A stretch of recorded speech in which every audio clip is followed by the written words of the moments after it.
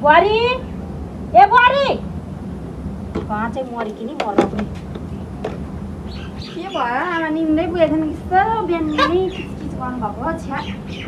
तेरो चाहिँ 8 बजीसम्म निन्द्रा पुग्दो रहेनछ पुग्न पनि यो फुलबारीमा हेर त यसो घरमा बस्ने त फुलसुल गोड्नु पानी सानी हाल्नु सुकेर केही छैन त्यो जेठी बुहारी अघि नै हँसिया बोकेर धान काट्न घाँस काट्न गयो कि झरी पानी केही नभनी जान्छे ऊ तँ चाहिँ भने 8 बजीसम्म सुत्छेस् छिट्टो गराउनु न है आमा निन्द्रा पुगेको थिएन 9 बजीसम्म सुतेर भात पकाइदिइहाल्थेँ त भात त पकाउनु नि मेरो काम चाहिँ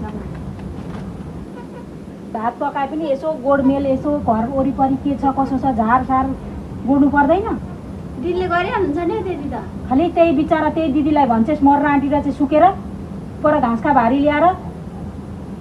तँलाई आजदेखि तेरो नि म तिमीहरू दुईजनालाई भाग लगाइदिन्छु त्यो बरु यहाँ घरमा गरोस् तँ त मोटी छस् तँ पर बारीमा काम गर्नु कसरी मोटी छु म स्लिम बनाएको आफूलाई स्लिम बनाउँदैछु बनाउँछस् स्लिम यो गोड्नु पर्दैन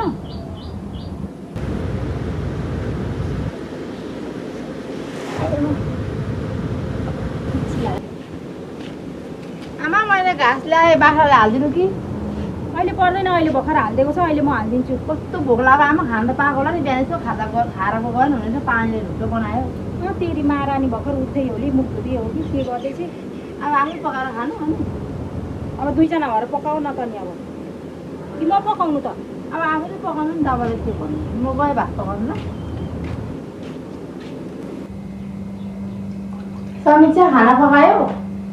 होइन म त अहिले त उठ्दैछु कस्तो हो तिमी त हो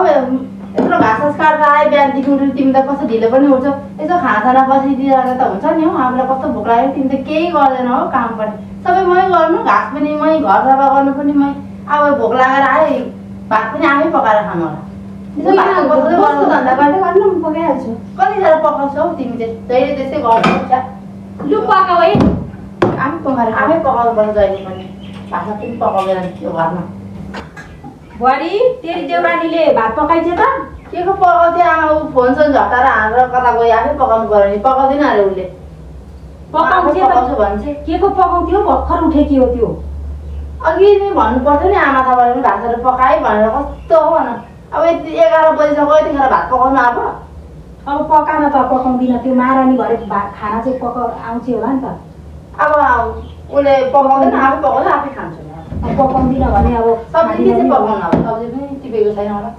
भिन्डी छ त्यहाँ भिन्डी र आलु भुट अनि दही छुँदैछ बेलुकाको दाल पनि होला त्यहीसँग खानु ल अलिक छिटो मिठो गरेर पका